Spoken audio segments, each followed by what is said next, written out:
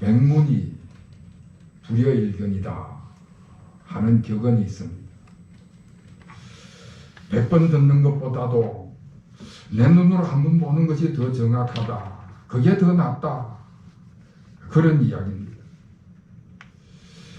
교육의 효과라는 것이 듣는 것보다 눈으로 보는 게 더 효과가 있다. 뭐 그런 이야기겠지요.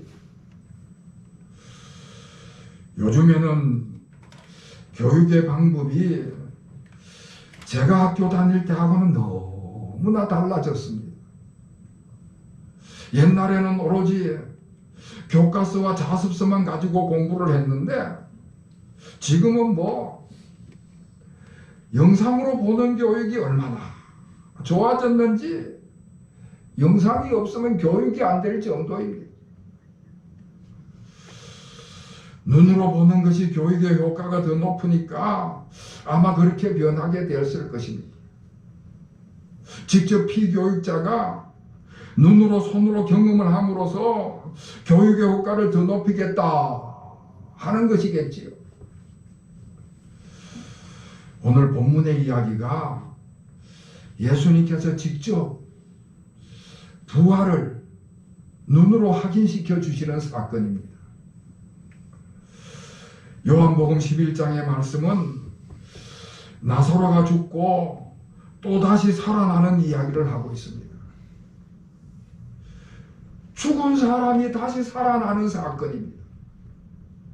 지금까지 사람이 죽었다가 다시 살아난다는 그런 부활에 관한 이야기는 수도 없이 많이 들었지만은 100번도 더 들었지만은 직접 눈으로 본 적은 한 번도 없었습니다.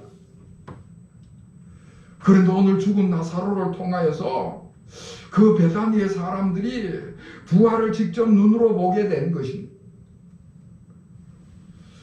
오늘 본문 말씀은 예수님께서 이 죽은 나사로의 죽음과 그가 다시 살아난 이 사건을 통해서 부활과 생명에 대해서 가르쳐 주시는 말씀입니다.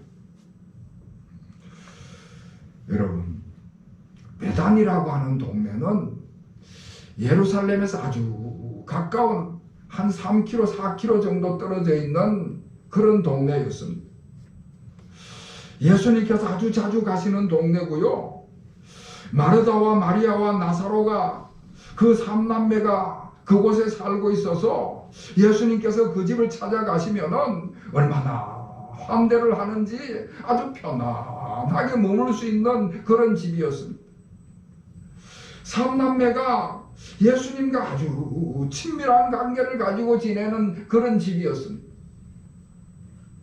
그런데 그 가정에 슬픔이 닥쳤습니다. 나사로가 그만 병들어서 죽었습니다. 나사로가 병들었을 때에 그 누이들이 사람을 보내서 예수님 빨리 좀 와서 고쳐달라고 요청을 했는데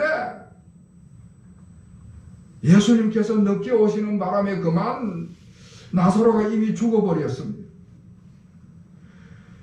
그 가정에 말할 수 없는 슬픔이 임했고 말할 수 없는 비극이 그 가정에 있게 된 것입니다.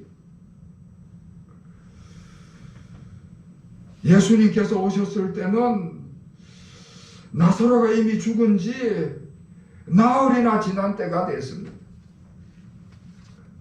그래서 21절에 보면은 마르다가 주께서 여기 계셨더라면 내 오라버니가 죽지 아니하였겠나이다.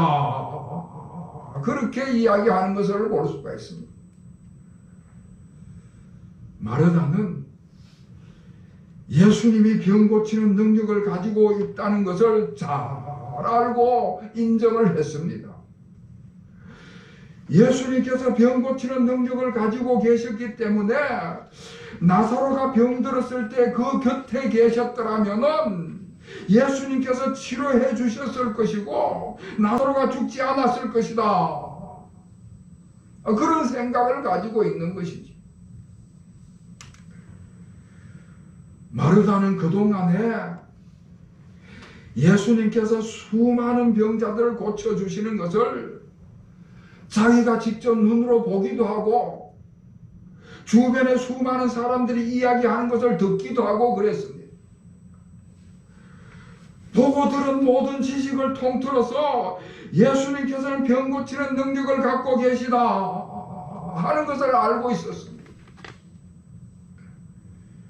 계속해서 마르다가 22절에 말씀하기를 이제라도 주께서 무엇이든지 하나님께 구하시는 것을 하나님이 주실 줄을 아나이다. 그렇게 이야기를 하고 있습니다. 예수님께서 기도하시면은 병든 자가 낫는 것을 봤고요. 예수님께서 기도하시면은 5,000명을 먹이는 기적이 일어나는 것을 그가 다 봤습니다. 마르다는 그런 기적을 보고 들으면서 예수님께서 특별한 능력을 가지신 분이라는 것을 알고 있었습니다. 마르다는 예수님이 병 고치는 능력을 가지고 있다는 것, 기적을 행하는 능력을 가지고 있다는 것, 예수님이 기도하면은 응답을 받는다는 것, 이런 모든 것들을 다 자기가 보고 듣고 했기 때문에 그런 것을 다 알고 있었습니다.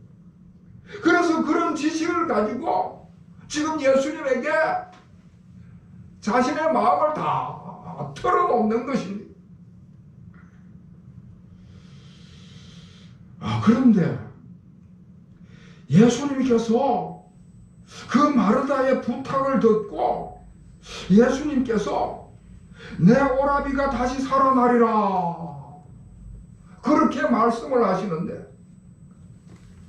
예수님께서 내 오라비가 다시 살아나리라 말씀을 하시는데, 정작 마르다가 그 예수님의 말씀을 믿지를 못하는 것입니다. 마르다는 예수님이 이 말씀을 하실 때에 그저 단순히 자기를 위로하는 말씀이겠거니, 지금 죽은 나사로가 다시 살아나리라는 이 예수님께서 말씀하셨을 때 마르다는 자기를 위로해주는 말이겠거니 그렇게만 생각을 한 것입니다.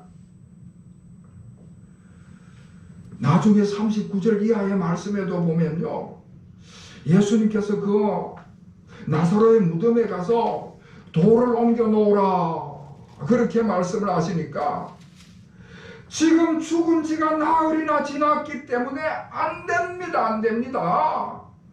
그리고 마르다가 말리는 것을 볼 수가 있습니다. 마르다는 사람이 다시 살아난다는 사실을 믿지를 못하는 것입니다. 그래서 마르다가 대답을 하는데, 마지막 날 부활 때에는 다시 살아날 줄을 내가 아나이다. 24절에 그렇게 대답하는 것을 볼 수가 있습니다. 무슨 소린가 하면은 마지막 때는 부활한다는 사실을 내가 유대교에서 교리적으로 배웠기 때문에 그건 제가 알고 있습니다. 마지막 날에는 믿는 자가 구원받고 부활한다는 사실을 교리적인 지식 가지고는 내가 알고 있습니다. 그렇지만 지금 이 현실 속에서는 죽은 지가 나흘이 지난 내 오라비가 살아나리라고는 믿지 못하겠습니다. 여러분, 저 중동 지방은 더운 지방이기 때문에 사람이 죽으면은 그날로 장사를 지냅니다. 우리나라는 3일장도 있고 5일장도 있고 장례 기간이 이렇게 좀 깁니다만은 저 중동 지방에서는 시신이 금방 부패하기 때문에 그날로 바로 장례를 치릅니다. 마르다가 자기가 가지고 있는 지식에 의하면은 벌써 나흘이 지났기 때문에 그 시신이 다 부패해져서 다시 살아난다는 것은 불가능하다는 것입니다. 자기가 가지고 있는 지식으로 그렇게 판단을 한 것입니다. 마르다는 예수님의 치유의 능력도 알고 있고 예수님의 기도의 능력도 알고 있고 종말 때는 부활한다는 교리적인 지식도 가지고 있고 그런 지식을 다 가지고 있지만은 정작 자기 오라비가 지금 육체적으로 다시 살아난다는 사실은 전혀 믿을 수가 없었습니다. 자기가 가지고 있는 지식이나 상식으로는 도저히 이해할 수도 없고 믿을 수가 없다는 것이지. 여러분, 우리 인간들은 자신의 이성이 참 대단하다고 착각을 하는 것입니다. 우리 인간들은 인간의 이성으로 이 세상에 일어나는 모든 일들을 다 파악할 수 있고 이 세상에 일어나는 모든 일들을 다 이해할 수 있고 인식할 수 있다고 그렇게 착각을 합니다. 짐승들 중에 돌고래라든지 침팬지라든지 고릴라 같은 경우에는 IQ가 굉장히 높다고 그럽니다. 얼마나 높은가 하면은 5살이나 7살 어린이의 지능을 가지고 있다. 그렇게 이야기를 합니다. 그런데 여러분, 아무리 침팬지의 지능이 높다고 할지라도요, 침팬지한테 문학을 가르치거나 역사를 가르칠 수는 없는 것입니다. 아무리 짐승이 IQ가 높아도 짐승은 짐승일 수밖에 없고 짐승인 그 제한이 한계가 있다는 것이지요. 마찬가지로 우리 사람들도 돌고래나 침팬지보다는 훨씬 그 지식 수준이 높겠지만은 인간들도 어차피 인간의 지능의 한계를 가지고 있는 것입니다. 신의 영역은, 하나님의 영역은 인간의 지식과 이성으로는 다 알 수가 없는 것입니다. 예수님께서 지금 말씀하시는 부활과 생명에 관한 것은 사람이 아는 것 가지고 다 이해가 되는 것이 아닌 것입니다. 여러분, 부활과 생명은 지식을 가지고 얻어지는 것이 아니라 믿음으로 얻어지는 것이다. 아멘. 오늘 본문은 바로 이 말씀을 하시고자 하는 것입니다. 아멘. 여러분 25절 26절을 우리 다 같이 읽겠습니다.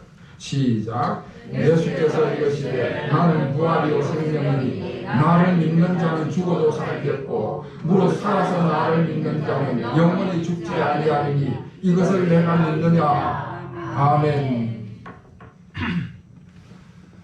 제가 사순절을 시작하면서 사순절 기간 동안에 예수님의 7가지 별명을 말씀드리겠다 그랬습니다. 예수님께서 스스로 계시하시기를 나는 생명의 빛이다. 나는 양의 문이다. 나는 선한 목자다.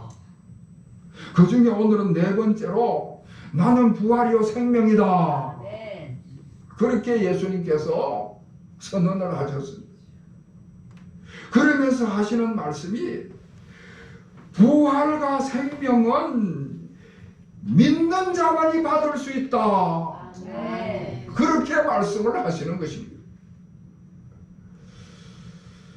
여기서 우리가 하나 짚고 넘어가야 할 것이 오늘 본문에 죽은 나사로가 다시 살아난 것과 예수님의 십자가의 부활의 사건은 다른 것입니다. 나사로가 다시 살아난 것은 죽음의 권세를 깨뜨린 사건이라기보다는 예수님께서 불치의 병자들을 치유하셨듯이 나사로의 죽음의 질병을 치료하신 사건인 것입니다. 나사로가 다시 살아났지만은 몇 살까지 살다가 다시 죽었는지는 모르지만은 나사로는 다시 죽었습니다. 예수님께서 나사로를 살리신 이 사건은 단순히 육체적으로 다시 살아난 사건을 이야기하는 것입니다. 우리 예수님께서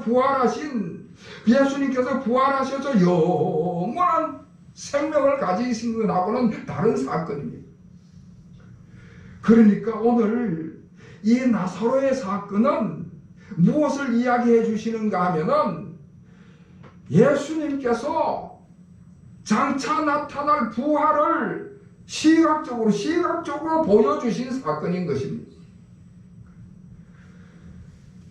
지금까지 사람이 죽었다가 다시 살아난다는 부활에 관한 이야기를 수도 없이 많이 들었지만은 100번도 더 들었지만은 사람이 다시 살아나는 것을 누구도 본 적이 없고 한 번도 본 적이 없습니다.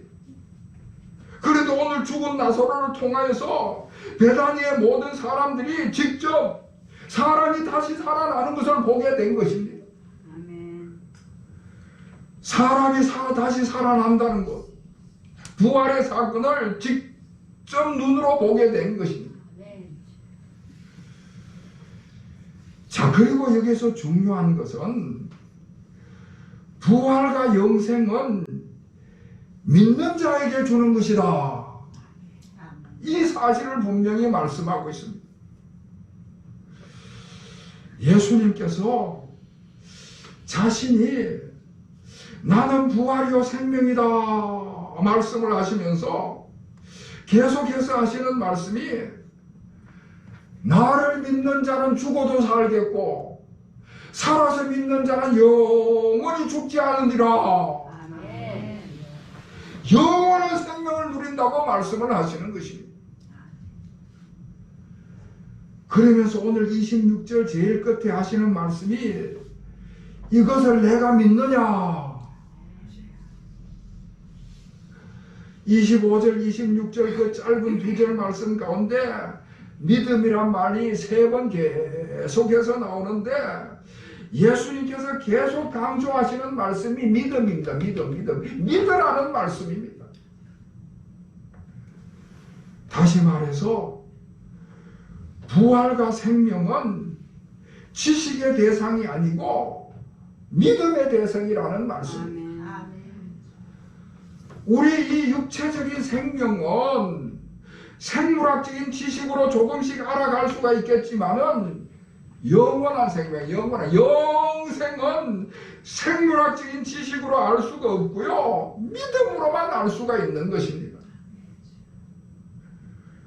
더구나 부활과 이 생명은 생물학이나 과학의 지식으로는 전혀 알 수가 없고 이 부활은 믿음으로 이해하고 인식하게 될 때 우리가 완전히 받아들일 수가 있게 되는 것입니다. 그래서 마르다가 자기가 보고 듣고 경험한 그 지식만 가지고 부활과 생명을 파악하려고 하니까 이제 그게 불가능했던 것이지. 자기 오라버니가 살아난다는 것을 전혀 믿을 수가 없었던 것입니다. 그래서 예수님께서 믿음으로만 부활과 생명을 이해할 수 있고 인식할 수 있다는 것을 이 사건을 통해서 가르쳐 주시는 것입니다. 그러면서 40절에서는 뭐라고 말씀하시는가 하면은 믿음으로만 하나님의 영광을 보리라. 여러분, 믿음은요 우리가 어떤 노력을 통해서 가질 수 있는 것이 아닙니다. 우리가 믿음에 관한 책을 많이 읽어본다든지 부활에 관한 책을 읽는다고 해서 그래서 믿음이 생기는 것은 아닙니다. 믿음이라는 것은 우리의 지식이나 우리의 이성 이 모든 것을 초월하는 것이기 때문에 노력해서 되는 것이 아닙니다. 믿음이라는 것은 성령께서 우리 가운데 임재하셔서 우리에게 은혜를 주실 때에 믿어지는 것입니다. 하나님께서 택한 백성들에게 성령으로 임재하셔서 예수님께서 구주시라는 사실을 믿게 하시는 것입니다. 그래서 믿음이라는 것은 성령께서 믿어지게 하시는 것이기 때문에 은혜다. 하나님이 주시는 은혜다. 그렇게 말씀하시는 것입니다. 우리나라의 초대 문화부 장관을 지내시고 우리나라 최고의 지성인이라고 일컫는 이어령 교수가 계셨습니다. 이분은 자타가 공인하는 그런 지식인인데 이분이 2년 전에 돌아가시긴 했습니다만은 그분은 철저한 무신론자였습니다. 그렇게 철저한 무신론자였는데 그분에게 가장 사랑하는 딸이 있었는데 그 딸이 미국에서 목사 안수를 받고요. 그 아버지를 전도를 했습니다. 철저하게 무신론자였던 이 이어령 교수가 딸의 전도를 받아가지고 세례도 받고 기독교인이 됐습니다. 그런데 기가 막힌 것은요, 이분이 세례도 받고 기독교인이 됐는데 정작 교회는 안 나가고 우리나라 유명한 목사님들을 찾아다니면서 신앙 토론을 하는 것입니다. 왜냐하면 무신론자의 입장에서 영적인 문제를 자신이 가지고 있는 지식으로 가지고는 이해가 안 되기 때문에 자신이 가지고 있는 지적인 지식을 가지고 영적인 문제를 풀어보려고 그렇게 유명한 목사님을 찾아다니면서 신앙 토론을 하는 것입니다. 그런데 그분이 결국 성령께서 역사하셔서 자신이 죄인이라는 것을 깨닫는 순간 변화가 일어나더라는 것입니다. 성령의 역사로 죄를 회개하게 됐을 때에 예수님께서 나의 구주가 되심이 자연히 믿어지더라는 것입니다. 내가 내 생명을 구원받게 된 것, 예수님의 부활과 영생, 이 모든 것들이 다 믿어지게 되더라는 것입니다. 사랑하는 성도 여러분, 우리 예수님께서 나는 부활이요 생명이라고 말씀하시면서 그 부활과 생명을 믿어야 된다 말씀을 하십니다. 그것을 믿을 때 죽어도 살고 살아서 믿는 자는 영원히 죽지 않는다 선언을 하십니다. 부활과 생명은 지식의 대상이 아니고 믿음의 대상인 것입니다. 사랑하는 성도 여러분, 우리가 마음을 열어놓고 성령님께 의지하게 될 때에 성령께서 우리 가운데 역사하셔서 우리를 다 믿음 안에 살아가게 하실 줄을 믿습니다. 성령님께서 이 부활과 생명을 믿어지게 하심으로 부활과 생명을 얻고 부활의 백성으로서 영생의 백성으로서 우리가 구원받은 백성으로서 이 땅의 삶을 살아가게 될 줄로 믿습니다. 이와 같은 은혜가 우리 모든 교우들에게 임하시기를 다시 한번 주님의 이름으로 축원합니다. 기도하겠습니다. 하나님 아버지, 저희들을 하나님의 백성으로 택하시고자 주님께서 나를 구원하심을 믿게 하심을 감사드립니다. 우리 주님께서 부활이요 생명이라고 말씀하셨는데 생물학적, 과학적인 지식을 가지고 내 이성과 지성에 호소하지 않고 주님의 부활과 생명을 믿음으로 나아가게 하시니 더욱더 감사를 드립니다. 앞으로도 인간의 이성과 지식을 가지고 모든 것을 판단하지 않게 하여 주시고 저희들에게 풍성한 믿음을 주셔서 이 땅의 삶을 살아가는 동안에 완전한 부활의 백성, 완전한 영생의 백성의 삶을 살아가게 하여 주시옵소서. 예수 그리스도의 이름으로 간절히 기도하옵나이다. 아멘.